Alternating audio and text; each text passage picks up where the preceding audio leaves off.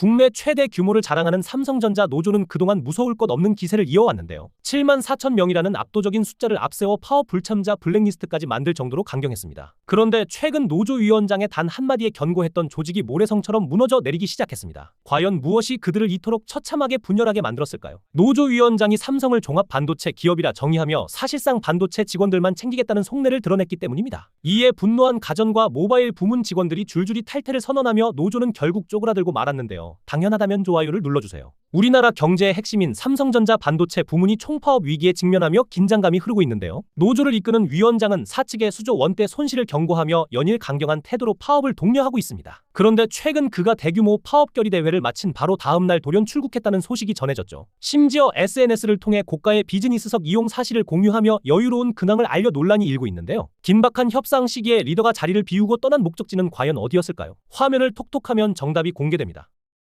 몰래 녹음기를 켜고 그걸 조합원이랑 기자들한테 다 뿌렸습니다. 삼성 노조위원장이 저지른 일입니다. 믿고 속내 털어놨던 상대방은 완전히 뒤통수를 맞은 겁니다. 정부가 나서서 마련한 협상 자리에서 벌어진 일입니다. 원하는 거 안 되자 본인이 결렬을 선언했습니다. 삼성 노조위원장이 대화 대신 몰래 녹취를 선택한 진짜 이유는 무엇일까요? 결국 신뢰를 무너뜨리고 여론을 유리하게 끌고 가려는 겁니다. 황당하셨다면 좋아요 눌러주세요. 보통 대기업 노조는 정당한 권익을 위해 사측과 팽팽한 줄다리기를 벌이기 마련인데요. 최근 삼성전자 노조는 성과급 등 천문학적인 액수를 요구하며 공장 점거까지 예고해 산업계를 긴장시켰습니다. 노조위원장이 파업 참여를 독려하며 강경한 태도를 고수하자 사태는 파국으로 치닫는 듯 보였죠. 그런데 이재용 회장이 노조 측이 올린 게시물 하나를 근거로 예상치 못한 법적 대응에 나서며 상황을 반전시켰는데요. 위풍당당하던 노조의 발목을 한순금에 잡은 결정적인 명분은 무엇이었을까요? 화면을 톡톡하면 정답이 공개됩니다.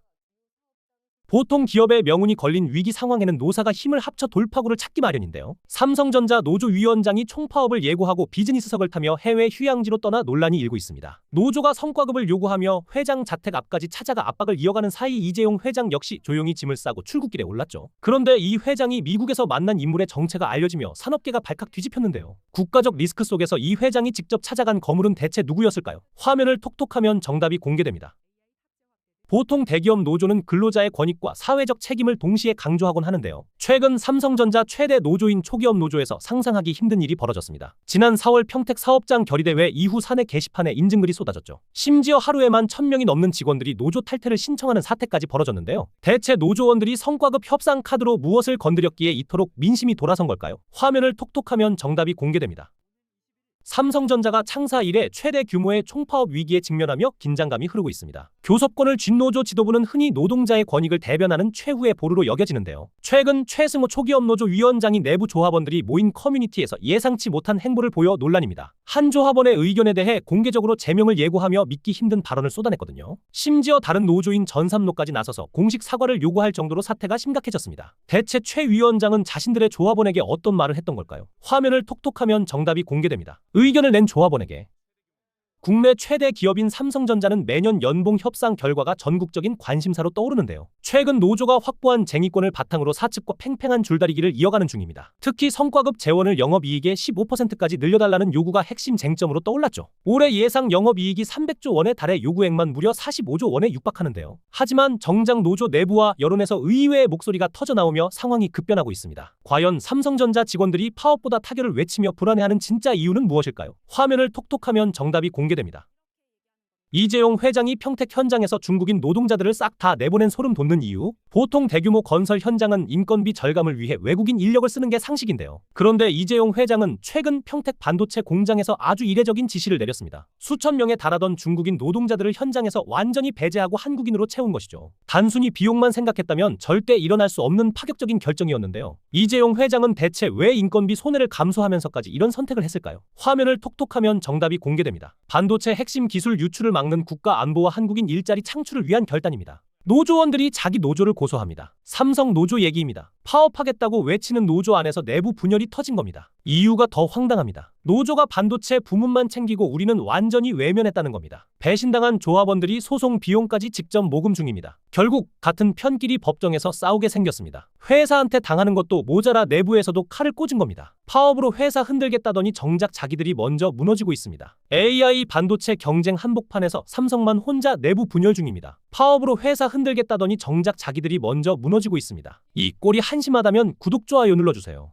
삼성 노조가 파업 카드 꺼내자 이재용이 꺼낸 답이 더 셉니다. 사람을 줄이고 공장을 비웁니다. 외국인 매도, 공급망 불안, 시총이 흔들립니다. 이건 회사 내부 싸움이 아닙니다. 이재용 회장은 이미 움직였습니다. 2030 무인화 공장 계획을 앞당깁니다. 불 끄고 로봇만 24시간 돌아가는 다크 팩토리입니다. 사람 개입이 거의 없습니다. 이유는 단순합니다. 로봇은 더 정확하고 파업하지 않습니다. 강성 노조 유지 비용과 로봇 투자 비용이 교차하는 순간이 옵니다. 그 순간부터 선택은 하나입니다. 노조가 판을 흔든 건 맞습니다. 근데 결과는 반대로 갑니다. 사람 자리 줄고 기계가 채웁니다. 이 흐름 막을 수 있을까요? 댓글로 생각 남겨주세요. 새벽 3시까지 17시간 버텼습니다. 삼성 노사 협상이 완전히 결렬됐습니다. 노조는 파업 끝나기 전엔 사측이랑 마주 앉지 않겠다고 합니다. 근데 노조 스스로도 인정합니다. 총파업하면 손실 최소 20조에서 30조. 이걸 알면서도 밀어붙이겠다는 겁니다. 성과급 더 받겠다. 상한선 없애라. 이게 안 되면 공장 멈추겠다는 겁니다. 중재안으로 업계 1위 달성 시 12% 제시했는데 그것도 걷어찼습니다. 총리가 직접 나섰습니다. 어떠한 경우에도 파업은 막겠다고 고용노동부 장관은 긴급 조정권 질문에 말을 피했습니다. 사실상 카드를 준비했다는 신호입니다. 긴급 조정권 발동되면 30일간 파업 금지, 21년 만의 일입니다. 반도체 슈퍼사이클 한복판에서 나라 경제 볼모 잡은 노조? 이게 정당한 권리 행사입니까? 아니면 국민 등에 칼 꽂는 경제 테러입니까? 여러분의 매서운 판단 지금 당장 댓글로 팍팍 남겨주세요. 삼성 이재용 회장이 돈이 있어도 못 사는 괴물 장비가 있습니다. 네덜란드 ASML이 1년에 딱 48대만 만드는 EUV 노광 장비입니다. 한 대에 5천억 원이 넘지만 없어서 못 파는 이 장비를 두고 글로벌 전쟁이 벌어졌습니다. 그런데 이 치열한 대기줄에서 이재명 대통령이 직접 두 팔을 걷어붙이고 등판했거든요. 최근 네덜란드 총리와 반도체 동맹을 맺으며 우리 기업의 우선권을 강력하게 못 박았습니다. 전 세계가 탐내던 장비 확보를 위해 대통령이 직접 1호 영업사원을 자처하며 발로 뛴 진짜 이유는 무엇일까요? 국가전략산업인 반도체 핵심 장비인 EUV 노광 장비를 선점해 우리 기업의 글로벌 초격차 경쟁력을 확보할 수 있기 때문입니다. 당연하다면 좋아요를 눌러주세요. 보통 증시는 수년에 걸쳐 완만하게 성장하기 마련인데요. 최근 국내 상장사들의 전체 시총이 2,597조 원에서 7,088조 원으로 수직 상승했습니다. 이는 지난 10년간의 증가폭보다 무려 4배나 빠른 속도라 더 놀라운 상황이죠. 하지만 이 엄청난 성장의 절반 이상이 단 두 기업에서만 쏟아져 나왔습니다. 대체 어떤 기업들이 대한민국 증시의 지도를 이토록 바꾼 것일까요? 그 주인공은 바로 반도체 슈퍼사이클을 주도하고 있는 삼성전자와 SK하이닉스입니다. 이 두 기업의 성장이 대한민국 증시의 절반을 이끄는 지금의 상황이 당연하다고 생각하신다면 좋아요를 눌러주세요.